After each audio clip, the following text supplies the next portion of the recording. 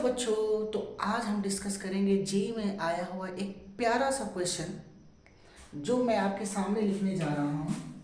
x to the power 2 is equals to 2 to the power y plus 2023 for all x comma y belonging to natural number find x plus y is equals to what।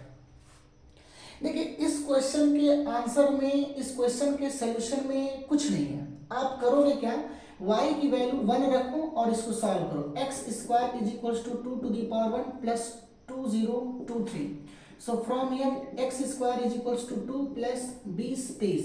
सो यहाँ से इन दोनों को add करो तो 25 होगा। सो x square ये जो है 45 का स्क्वायर में लास्ट में 25 है, तो 25 का मतलब कहीं ना कहीं लास्ट में 5 ही होगा जिसका स्क्वायर 25 होगा, तो 45 का स्क्वायर ये हुआ। सो x इज इक्वल्स टू 45, तो y की वैल्यू 1 और x की value 45। x plus y 45 plus 1 is 46, तो इसका आंसर होगा 46।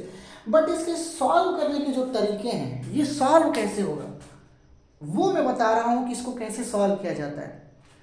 अगर हम इसको सॉल्व करने जाए ना तो हमें क्या करना होगा, थोड़ा ध्यान से देखना।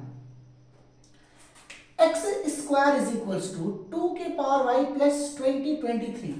आप इसके आगे क्या करोगे, इसको सॉल्व करने के लिए आप क्या करोगे, मैं बता रहा हूं कि x square plus 2 to the power y plus 23। क्या इस 2023 को आप ये लिख सकते हो 20 22 प्लस 1 है। हमने इसको दो पार्ट में तोड़ दिया, 2023 को लिखा 2022 प्लस 1। अब इसके आगे क्या होगी, एक्स स्क्वायर, इस एक को इधर लाओ तो x minus 1 is equals to 2 to the power y plus 22। Okay, अब इसको फैक्टराइजेशन करो x स्क्वायर माइनस 1, तो इसको अगर हम फैक्टराइजेशन करें तो लिखेंगे x माइनस 1 और एक ब्रैकेट में लिखेंगे x प्लस 1। और यहां से क्या करो कि 2 कॉमन निकालो, कुछ नहीं 2 कॉमन निकालो। जब यहां से 2 आप कॉमन निकालोगे तो यहां से आपको क्या मिलेगा 2 to the power y minus 1, ठीक, प्लस, और यहां से अगर 2 निकलेगा तो 1 0 1 1 मिलेगा। अब ध्यान से देखो तो यहां पे जो चीज लिखा हुआ है ये है इक्वल। ध्यान से देखो तो ये जो है 2, ये एक इवन नंबर है, मतलब सम संख्या, और किसी भी इवन नंबर को किसी भी नंबर से मल्टीप्लाई करें तो हमेशा वो इवन नंबर आता है। जैसे मान लो कि हमने 2 का मल्टीप्लाई किया 1 से, तो 2 में 1 का मल्टीप्लाई करेंगे 2 1 से 2, ये एक इवन नंबर है।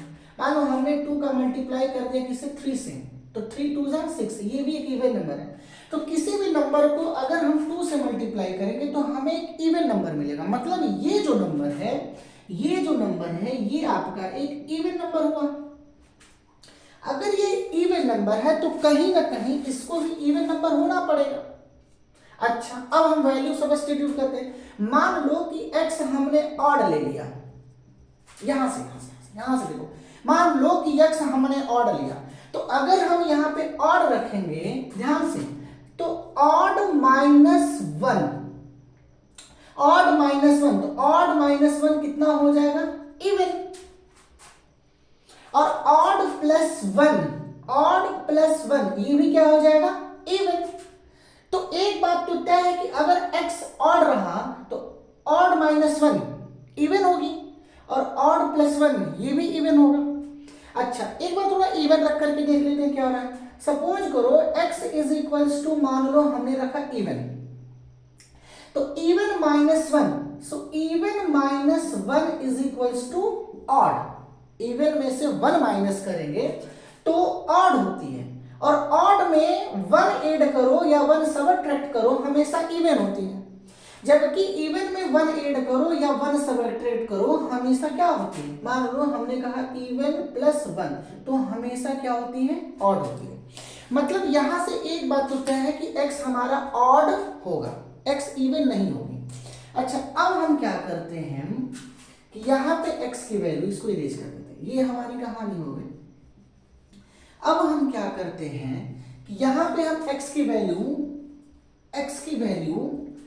वैल्यू ऑड रखते हैं। So odd minus 1 even, odd plus 1 even, तो इवन इंटू इवन, यार इवन इनटू इवन, और इवन में इवन का मल्टीप्लाई करेंगे तो फिर हमारा इवन ही होगा, मतलब ये इवन है तो इसको भी इवन होना पड़ेगा, और इसको इवन होने के लिए x को क्या होना पड़ेगा, ऑड होना पड़ेगा। चलो इसके आगे देखते हैं। अच्छा, अगर ये इवन है तो इसमें एटलीस्ट एक फैक्टर होगा 2, और ये भी एक इवन नंबर है तो इसमें एटलीस्ट एक फैक्टर होगा 2, तो इसमें भी एक फैक्टर 2 और इसमें भी एक फैक्टर 2, तो टोटल 2 इंटू 2, यानी यहां पे कितने हो जाएंगे 4। समझ में मेरी बात आ रही है मैं क्या बता रहा हूं? मैं बताऊं क्वेश्चन को देखो कि क्वेश्चन क्या क्या रहा, आंसर पे ना जाओ। जब मैं कह रहा हूं कि y की वैल्यू 1 रखो, सॉल्व करो, आंसर तुरंत आ जाएगा with in seconds, but feel ले लो कि इसको सॉल्व कैसे करेंगे। अच्छा, ये है इवन, ये भी इवन है, तो इवन में इवन का मल्टीप्लाई करोगे तो क्या आएगा, इवन इंटू इवन, ये भी इवन आएगा, ठीक। अच्छा, इवन में इवन का मल्टीप्लाई किया इवन आएगा।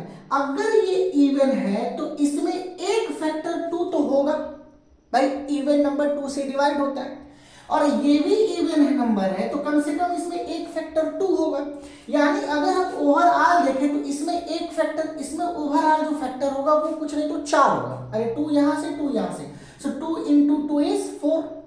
अच्छा, अगर यहां पे फैक्टर 4 है तो राइट हैंड साइड में भी फैक्टर 4 होना चाहिए, और राइट हैंड साइड में एक फैक्टर 2 मिल गया, यानी हमको एक फैक्टर 2 यहां से चाहिए।